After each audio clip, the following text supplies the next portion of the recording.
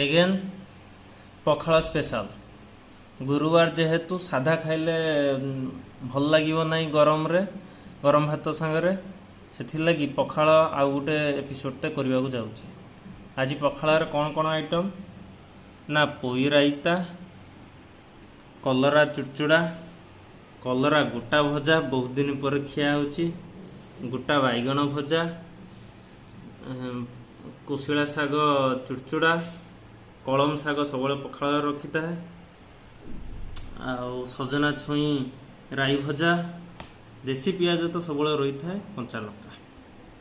प्रथम पोई राइता पोईटा देखो सब लास्ट को पड़ी बोलिक केमती पोईटा केमती गोटा गोटा रही भल लगुच। ए कौन अच्छी ना टे आलू अच्छी, पोईनाड़ी अच्छी, सारू अच्छी,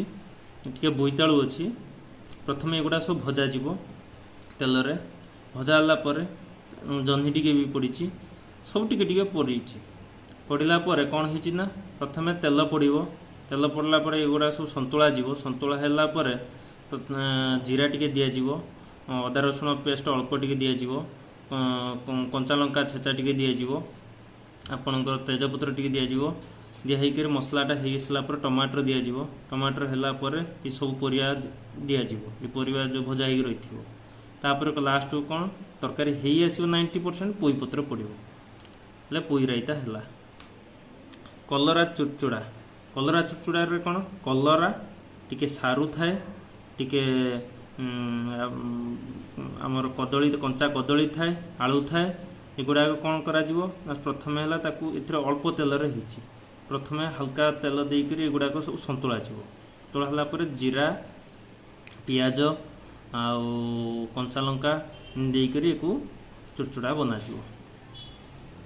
गोटा कलरा भजा ए कौन दिखाई ना सोरिष देखु केमती सोरिष बाटण दिखाई सोरिष प्रथम कौन करा सोरिष कंचा लंका जीरा पड़ी ग्राइंडिंग हम सेटा को हल्का तेल रे फ्राए है एथिरे कलरा गोटा कलरा गुड़ा सब टिके हल्का टिके बॉयल करके रखाई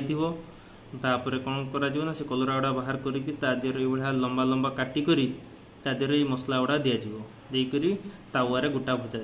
से सामान प्रोसीजर केवल जो कलराटा हल्का टिके बॉयल होता है किंतु बैगनटा बॉयल हेनी डायरेक्ट भजा जाए से देखते गोटा भजा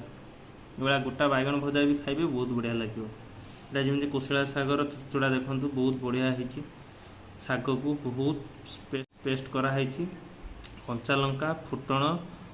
जीरा रे कराई कलम शागटा देखो रसुण आ कौन कराई ना फुटण जीरा शुखला लंका रे शुखला लंका आउ कौन ना सजना छुई राई कौन हो राई भजा ना सजना छुई आलू बैगण सारू ये तीनटा आइटम ही दि जाए बेसी किसी दि जाए एगुड़ा सब फ्राए होगा भजा होगला हल्का हल्का कौन करा ना सोरिष बाटणटा को तादेह दिज्व एगुड़ा सब पुणी अगेन फ्राए टे कर बहुत बढ़िया लगे ता संगे देसी पियाज कंचा लंका गुरुवार स्पेशल एगेन पखाल।